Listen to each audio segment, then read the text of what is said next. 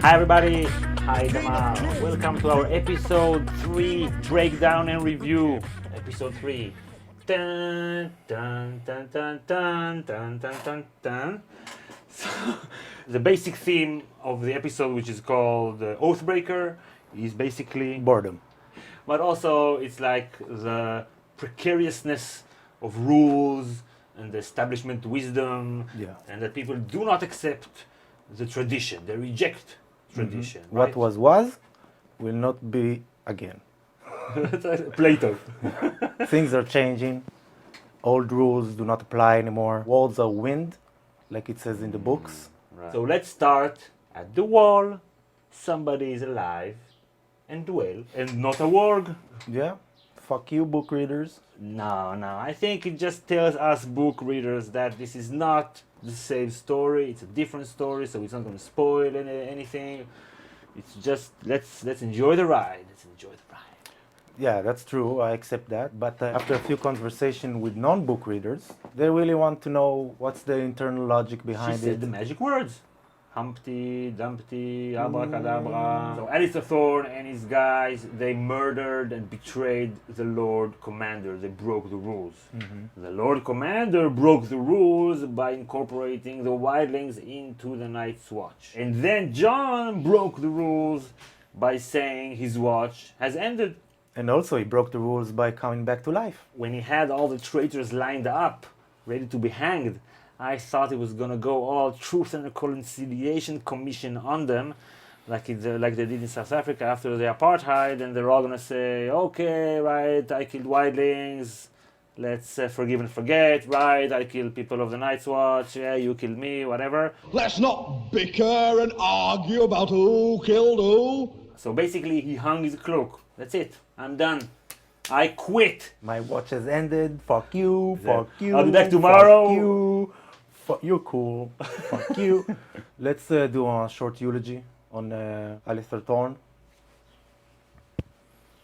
He was a good character. The bastard. Busted. Busted. His actions, according to his own internal logics, were pretty much justified. He's a good example for if you are part of a system like the Night's Watch. You become loyal to the system and not to the purpose in which this system was established at the first place. And Allister spent too much time in the system. Pushing paper. So his logics and decisions were based on... Were warped in order to preserve the system as it is. Yeah. So he was wrong, but John was also wrong. He told him, you are a traitor because you were supposed to be loyal to me as your Lord Commander. But this is true of the houses of the Seven Kingdoms, when everybody swear allegiance to the Lord. But here is it's not personal. you could tell he really took it personally. So let's go a little bit south. What about Stannis? So let's go a little bit south to Winterfell, where we see 3 kids without parent supervision. Everything is like Lord of the Flies, you know? The Iron Maiden song? Yes. No. The book. What? And if you think about it politically, this is exactly what Thomas Hobbes said. This lack of central power, lack of a Leviathan, this strong figure that everyone accepts. But here there's no Leviathan. Because there's no Starks and there's no Roose Bolton, And just And Ramsay Bolton. the North is now becoming like a microcosmos to all of Westeros, basically. So basically the North is ripe for the taking. Yeah. If only someone could gather a few armies, Yeah. they could take it just like that. Yeah. And it goes along with the theme of the episode of oath breaking. You know, he said some fuck kneeling, you know. Right, your father was a cunt! Yeah, okay, I wish I could have killed my father. There's Right. no rules. What was will not be again. And we got to see a character that we haven't seen for a long time. 2 of them. Yeah. As you predicted. Osha and Recon. Yeah. Recon Stark. And they killed Shaggy Dog. It changes a lot of things in terms of the plot, because now he is the Lord of Winterfell. He is. He is the Lord of Winterfell. But he is not. But he's Now not. it could also be a tool, because it does seem very clear that this is a clear setup for The pink letter. The pink Yeah. letter. Yeah. Now Sansa is less important, you know. But no one knows outside those three and some men. So let's go to Bravos. As I predicted, there will be some blah blah blah, yada yada yada, yappity yap, and then wax on, wax off. So she's not blind anymore. She drank from the water of life. Water of death. Water of life, which means she is the Quetzalcoatl Haderach. Okay. And now she's officially no one. But do we believe her? No. In the start of this scene, she was in front of the bleeding tree, the crying tree. No, You I know, haven't the old noticed. gods. So that So can she- mean What two does it- things. That there is this foreshadowing that there is still something northern and Starky about it, Okay. about her, or that Bran is watching her or can watch her. I don't believe her because she still has an ego, not necessarily in the regular sense, In the popular sense. like ego, as she still has a self, Right. like the Freudian ego, like Right. the philosophical ego, Right. the self, the I. You know? And in that way, the faceless men, they are a little bit Buddhist in a way that you have to accept the fact that you are no one. There is no one thing that is you. Yeah. It's always changing. The and- self is an illusion, exactly. Right, it's only an illusion. You cannot enter the same river twice, but the Buddhist will say you cannot even enter once to the river because the minute you step inside the river, you already changed. One thing I did notice, I thought I noticed, when she told the waif the three names that she had on her list, the waif asked her, "Is that it?" And then she said Walder Frey, and the waif kind of paused. So that got me thinking that maybe her mission would be to kill Walder Frey. That could be interesting. But we'll talk more about that later in our prediction videos. So let's go to Sam. So let's go to Vice Dothrak. Daenerys is out there doing absolutely nothing. Just getting scolded because she too does not accept the rules. This crone, this old lady, tells her, "You think you're special, but when I was young, I thought as well that I will conquer the world." Right. Young people, so Yeah, stupid. and I expected Daenerys to say, "Yeah, but you didn't have 3 dragons." Right. There's also a generational gap there. And in Vice Dothrak, so many cars are there, and are coming over that this is, as we predict, will be a great place for her to unite them all behind her in order to go to Meereen. Yeah. And when she's gonna go to Meereen, it seems that there's gonna be a siege because now they found out that Astapor and Yunkai, the 2 other slaver cities that she destroyed / stole all the slaves, and Volantis, another slave city, they are the one that fund the terrorism inside Meereen. So she will have an excuse to raise those cities and burn them to the ground. Yes. Maybe she will punish the masters by making them slaves. Maybe. Maybe. I was really upset about Tyrion and angry. And This is my angry face. Itamar, come down! Come down! Tyrion is there. He's still a drunken fool, a drunken clown, making jokes, playing games. And not even funny jokes anymore. Yeah, trying to pass the time. This is not the Tyrion from the books. I don't think this is what he meant when he wrote this character. Because Tyrion that we know, to pass the time, will be studying hard what to do, Right, reading up history. reading, something. scheming. This is the best player we have. This is the Right. smartest man in this story. Right. Tyrion was meant to take care of business. I think that Tyrion, and he's not the only character, it seems that this season all the characters have lost each of them like 100 IQ points or something.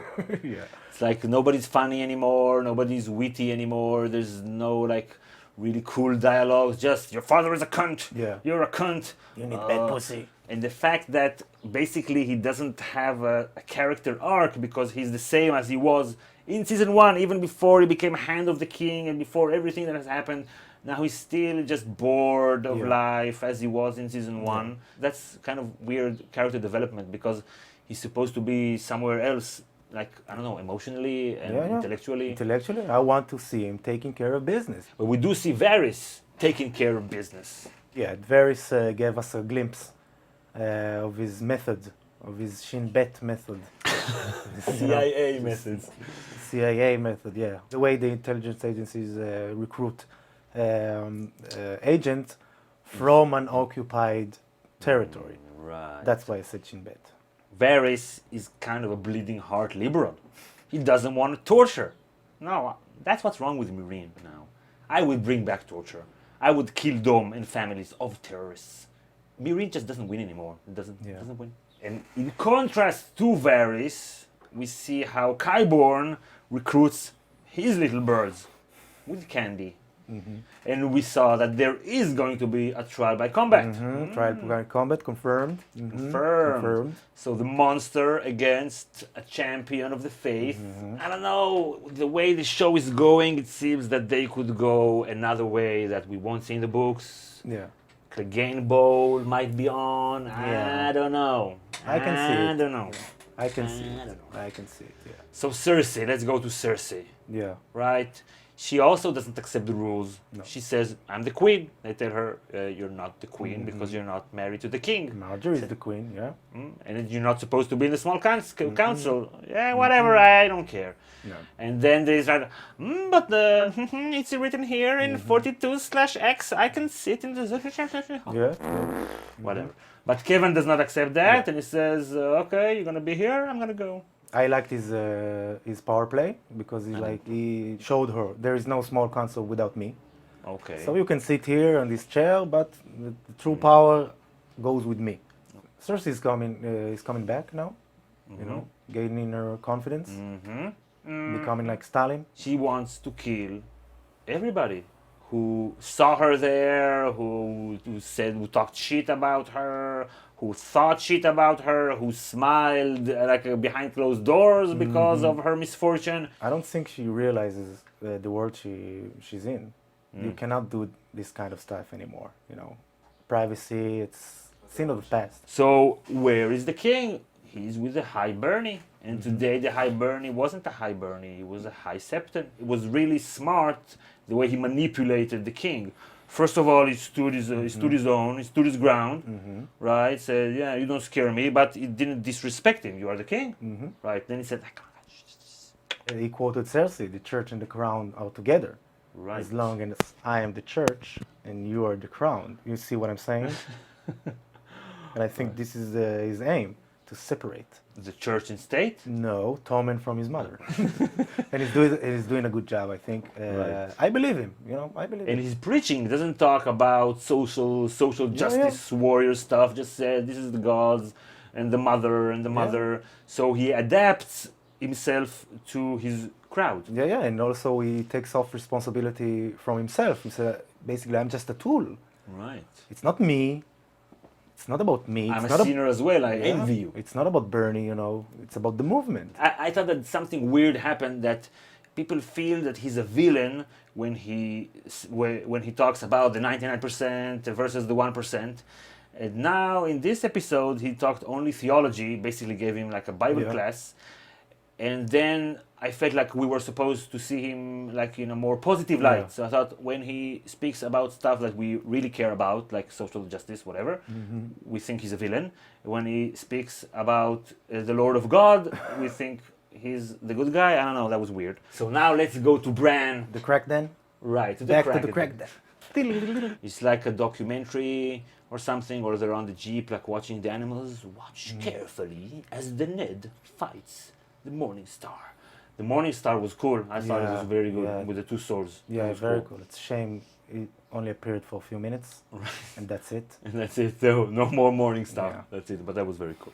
But then you see that back in the day, men were men. Honor was honor. And if I was told that I have to guard this tower, even if the war is over, it's like the Japanese and the Americans who were stuck on the islands after the Second World War was ended. They continue to fight because this is it. It's supposed to be like a little bit nostalgic, but I thought, come on, let's sit down, break bread, just let's talk it out. I want to see my sister. I'm not gonna hurt her. No, have no mistake. It's good that things are changing in this world. And the old way is a lie, because we see that the way Ned won the battle wasn't like they said it was. He said he stabbed him in the back. This doesn't fit the heroic way of The songs. Yeah, the song's way to tell the story, because he stabbed him in the back while he was on his way to win. Right, like Ned lost his sword. He had ice, and he lost his sword. It wasn't ice. It wasn't ice. Why? Because ice is a two-handed sword. You need to hold it like this, and it's very, very long. No, but seriously, the name of the episode was Oathbreaker. They made from ice the sword of the Stark family. They made 2 swords out of it. Because it was so big. Because it was so big. One of the swords that was supposed to be given to Jaime, and now it's with Bran, is Oathbreaker. Right. Oathkeeper, sorry. Oathkeeper. Never mind. Keeper, breaker, you know, fuck. It should have been a big sword because Ned carried ice. But I don't know, maybe they forgot. I will give them the benefit of the doubt here. Bran called his father, and he turned around. There weren't any trees there. Maybe he has like a mobile tree. Yeah. I know, these days they make all kinds of things. It's crazy. And again, after telling Mira, now they tell Bran that he's someday going to leave the cave, the tree, which we said he will never do. Yeah. And I think we are confirmed that he's never going to leave the tree because they keep saying that he will. I don't know, possible. Where would he live? He cannot go south. What do you have to do in south? So if he will leave the tree, it will be only to the north of the north. Maybe that's where he's gonna go. To replace the Night King or something like that. Maybe it's his turn or something. I don't know, just throwing it out there. I did see that the child of the forest had like a worried look when they had this conversation about him leaving the tree someday. So maybe they're lying, or just, you know, not telling the whole story because he will leave the tree, but maybe as a wog, you know. I think he's addicted. He won't be able to leave the tree. But you don't have this stuff. You have to understand. It's not so easy to give it up. You have to have it now. Okay, so let's wrap it up. First of all, I want to give a shout out to a new channel called Tale Foundry. It's a cool channel. They do storytelling and they break down Game of Thrones this month, and they do other stuff to break down other movies and concepts. I think you'll like it. Click here to watch some videos about Game of Thrones and subscribe.